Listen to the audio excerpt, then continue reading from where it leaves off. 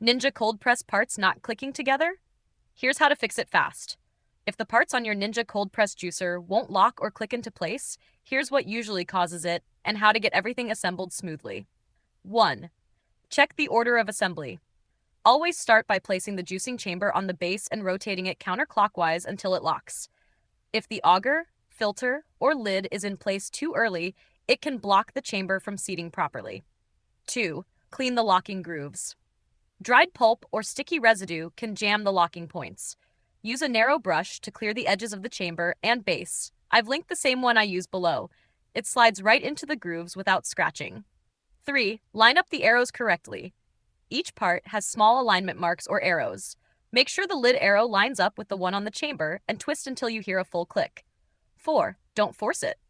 If something doesn't feel right, take everything apart and try again in the correct order.